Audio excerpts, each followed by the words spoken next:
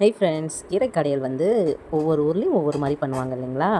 நம்ம பாண்டிச்சேரி சைடில் வந்து கீரையை எந்த கீரையாக இருந்தாலுமே பருப்பு போட்டு கடைவாங்க. அப்படி இல்லாட்டி என்ன பண்ணுவாங்கன்னா, புளி, பூண்டு, பச்சை மிளகாய், சின்ன வெங்காயம், தக்காளி பழம். இது எல்லாமே தக்காளி பழம் வந்து ஆப்ஷன் தான். புளி போடுறதுனால தக்காளி பழம் போட வேண்டிய அவசியம் கிடையாது. இது அரைக்கீரை, சிறுகீரை, தண்டுக்கீரை இதுக்கெல்லாம் இப்படி செய்வாங்க. நம்ம முருங்கைக்கீரைக்கு வந்து பருப்பு மட்டும்தான் போட்டு கடைவாங்க. மற்றபடி இதில் புளியெல்லாம் போட மாட்டோம். அது டேஸ்ட்டே டிஃப்ரெண்ட்டாக இருக்கும்.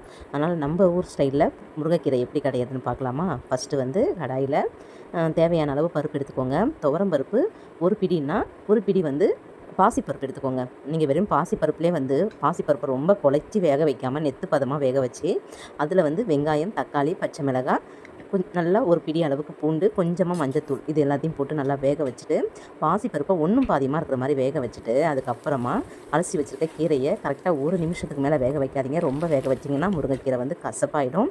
அதே மாதிரி கலரும் சேஞ்ச் ஆகிடும். நல்லா பச்சை பசேல்னு இருக்கணும்னா ஒரு நிமிஷத்துக்கு மேலே வேக வைக்கக்கூடாது. வேக வச்சு எடுத்து உடனே ஒரு பெரிய தட்டில் கொட்டி ஆற வச்சுருங்க.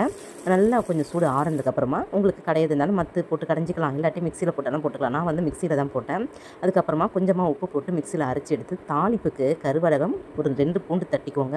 ஒரு 4 வரமிளகாய் இல்லாட்டி ஊறுகாய் மிளகா இருக்கு இல்லைங்களா, அது போட்டு தாளிச்சிங்கன்னா சூப்பரான முருங்கைக்கீரை கடையில் ரெடி ஆகிடுங்க. ட்ரை பண்ணி பாருங்கள். வீடியோ பிடிச்சா லைக் பண்ணுங்கள். ஹை ஃப்ரெண்ட்ஸ், இது என்னன்னு தெரியுதுங்களா? இளநீர் வாட்டர் தாங்க. இளநீர் தண்ணியில் வந்து இப்போ பாட்டில் அரைச்சி விற்க ஆரம்பிச்சிட்டாங்க. ரோட்டோரத்தில் சாப்பிட்டது போக, மரத்துலேருந்து ஃப்ரெஷ்ஷாக அறுத்து சாப்பிட்டது போக இப்போ பாட்டில் அரைச்சி விற்கிறாங்க. நம்ம ரோட்டோரத்தில் வாங்கினா ஒரு இளநீர் வந்து சைஸை பொறுத்து 30 ரூபா, 40 ரூபா, அதிகபட்சம் 50 ரூபா, 60 ரூபாங்க. அதுக்கு மேலே போகாது. ஆனால் இது வந்து பாட்டிலில் போட்டு அரைச்சி விற்கிறாங்க. 74 ரூபாய் இதோட ரேட்டு.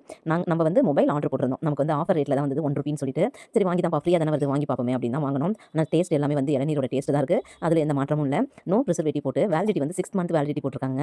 அதுதான் வந்து ரொம்ப ஆச்சரியமாக இருந்துச்சு. நோ ப்ரிசர்வேட்டிவ் போட்டிருக்கீங்க, அப்புறம் இதுக்கு 6 மாதம் வந்து டைம் கொடுத்துருக்கீங்க தெரியல. இளநீர் தண்ணிலாம் பொதுவாக வந்து ஒரு அரை நாள் ஒரு நாள் மேலே வச்சனாலே புளிச்சு போயிடும் இல்லைங்களா தண்ணீர். நம்ம அதை பார்த்துருக்கோம், டேஸ்ட் பண்ணியிருக்கோம். அதனுடைய நேச்சுரல்வே அதுதான். இருந்தாலும் வந்து இவங்க 6 மாதம் டைம் கொடுத்துருக்காங்க. அது எப்படின்னு தான் எனக்கு தெரியல.